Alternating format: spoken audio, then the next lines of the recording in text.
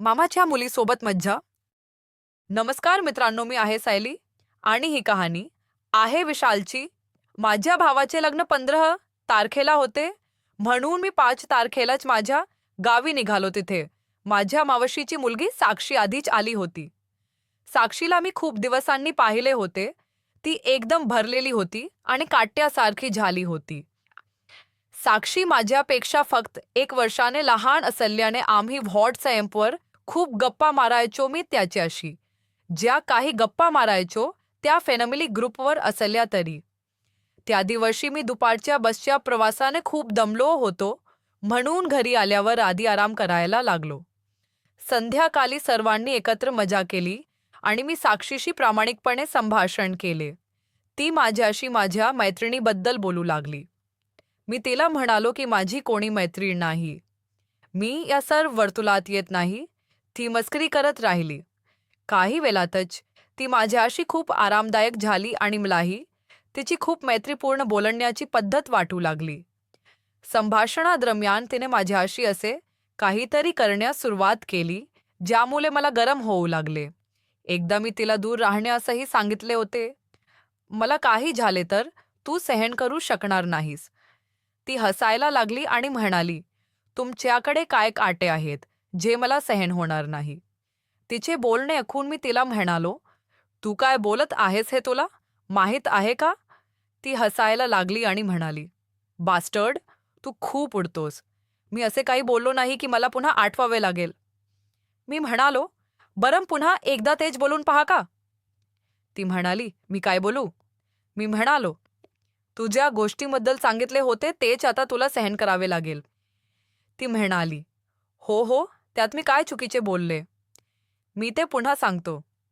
मी म्हणालो की हो म्हणा. ती म्हणाली, तुझ्यात असे काय काटे आहेत की मी तुला सहन करू शकणार नाही. मी म्हणालो, तू म्हणालास ना बाला? ती म्हणाली, मग काय बोललीस तू बोल. मी म्हणालो, तू म्हणाला होतास की तुझ्यात कोणते काटे आहेत ते मला सहन होणार नाही. तिने माझे म्हणणे ऐकले आणि तोंडावर हात ठेवून ती लाजू लागली. मग ती म्हणाली, तू खूप मोठा बास्टर्ड आहेस. तो मला गोष्टीमध्ये अडकवत आहे. की मी ने म्हणालो, तू फसला नाहीस ना, जरा नीट बघ. ती धक्का मारण्यासाठी माझ्याकडे धावली. अशा संभाषणामुळे आम्ही दोघेही एकमेकांशी अगदी मोकळे झालो. आता रात्र खूप झाली होती, त्यामुळे सगळे झोपायच्या तयारीला लागले. आम्ही सर्वांनी खाली पलंग टाकला आणि सर्वजण खाली झोपू लागले.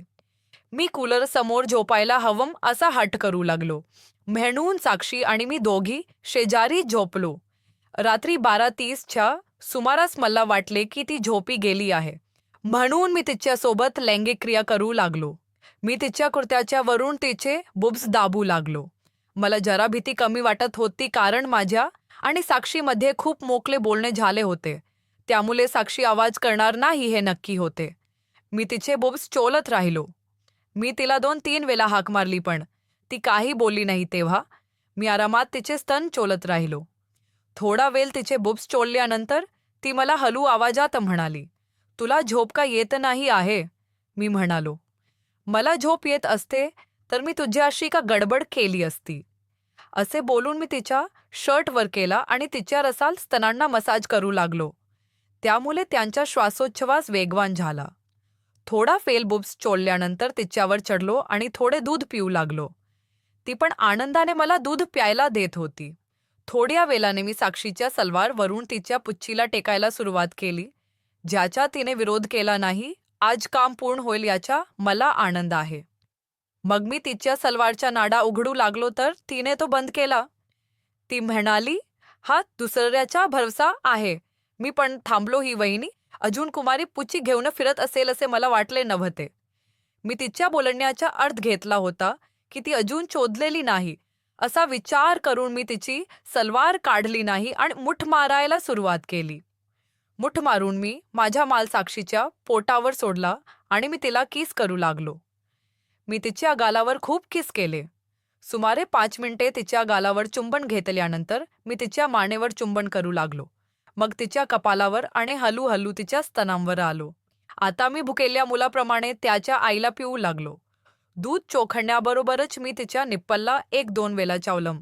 त्यावर ती हळू आवाजात किंचाळली. मी म्हणालो, तू तुझ्या वहिनीला मारून टाकशील का? कोणताही आवाज न करता. कोणीतरी जागे होईल. ती गप्प झाली.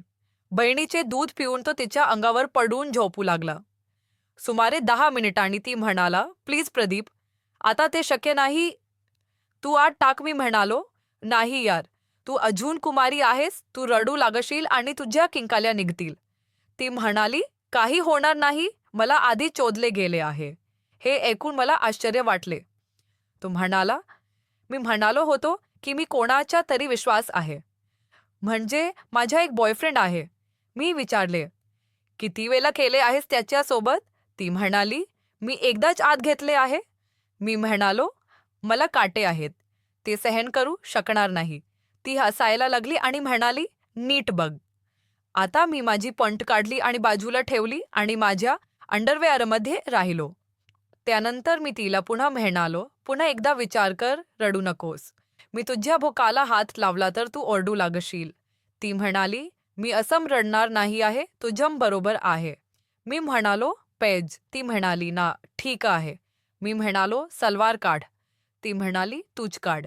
मी तिच्या सलवारचा नाडा उघडला आणि तिची सलवार गुडघ्याखाली केली.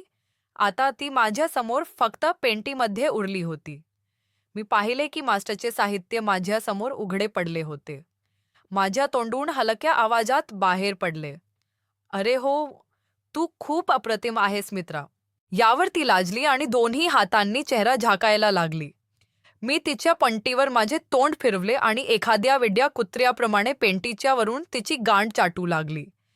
तिची कामुक हिसके माझ्या कानात पडू लागली. त्यानंतर मी तिची पेंटी खेचून फाडली. मग ती म्हणाली, का फाडलीस, हरामखोर? ते काढू शकलो नाही. मी काहीच बोललो नाही. मी तिची पेंटी बाजूला ठेवली आणि तिची नागडी पुच्छी चाटू लागलो. तिने तिची पुच्छी पायात लपवली आणि तिची पुच्छी चाटायला नकार दिला. मी खूप समजवलं, पण ती मान्य झाली नाही. मी तिच्यावर आलो आणि म्हणालो, आता सलवार खाली सरकवून पाय उघड. ती म्हणाली, कोणीही उठणार नाही, त्याला असेच राहू द्या. मी म्हणालो, ठीक आहे, तू बरोबर आहेस. आता मी तिची सलवार एका पायात खाली ठेवली आणि तिच्यावर चोदण्याच्या स्थितीत आलो आणि तिच्या पुच्छीवर लंड घासायला लागलो. ती गरम होती आणि ती चिडली होती.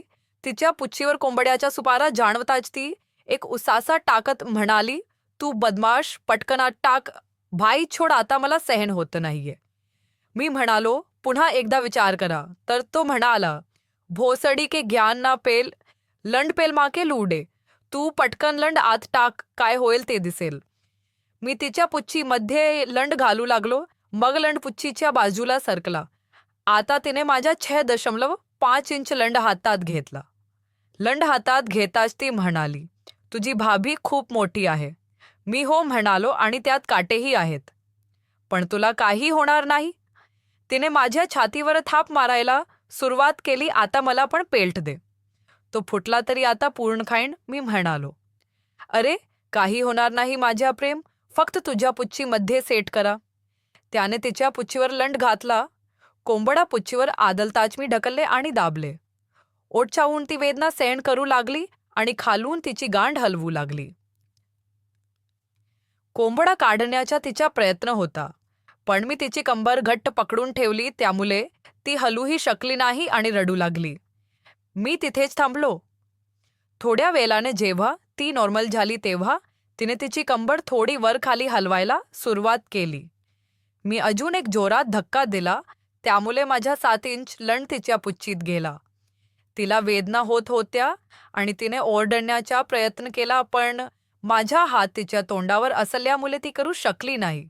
काही वेळाने मी पूर्ण लंड बाहेर काढू लागलो आणि ती पण मला साथ देऊ लागली. मग काय होतं, आमच्या XXX सुरू झाला. आता मी चोळताना तिला शिव्या देऊ लागलो, भाई की लॉडी, सायली रांड, आज मी तुझी पुच्छी फाडून टाकीन, तुझ्या पुच्छीला बैल बनवीन. ती पण मजेत म्हणाली, येस फक, आणि फास्ट फक्कर या बहन की लॉरी तुझी. आज तिला तुझी वेश्या बनव आणि माझ्या पुच्छीचा भोसडा कर. मी सुपेपर्यंत माझ्या लंड पूर्ण बाहेर काढला आणि आत घालू लागलो. त्यावर तिचे मादक रडणे निघू लागले. आहा, आय मेली, कुठे अडकलीस? मी म्हणालो, नाही, काही होणार नाही तुझ्या भोकाला. राणी, जरा थांब, काम पूर्ण होणार आहे. मी फक्त तिला चोदत राहिलो. सुमारे 15 मिनिटांनंतर ती कोसळली आणि थकली. पण माझा लंड अजून बाकी होता, म्हणून मी त्याला जोरात चोदत राहिलो. तिचे वीर्यपतन झाल्यावर मी पण माझा माल तिच्या पोटावर काढला आणि आम्हा दोघांचेही समाधान झाले. मग काही वेळाने दोघेही स्वतःचे कपडे घालून झोपी गेले. दुसऱ्या दिवशी मी तिला पुन्हा चोदले आणि तिची पुच्छी पण चाटली. मी तिची पुच्छी चाटू लागताच तिने माझे डोके तिच्या पुच्छीवर दाबायला सुरुवात केली. मी जवळपास 10 मिनिटे बहिणीची पुच्छी छाटली आणि तिचे सर्व पाणी पिऊन टाकले. तसेच जोपर्यंत मी गावात राहिलो आणि ती तिच्या घरी जाईपर्यंत मी तिला रोज रात्री चोदायला लागलो. मी तिला प्रत्येक स्टाईलमध्ये चोदले. बेडरूममध्ये झोपून, पलंगावर डॉगी स्टाईलमध्ये, कोपऱ्यात एक पाय उचलून. म्हणजे मला तिची पुच्छी प्रत्येक प्रकारे चोदण्यात मजा आली.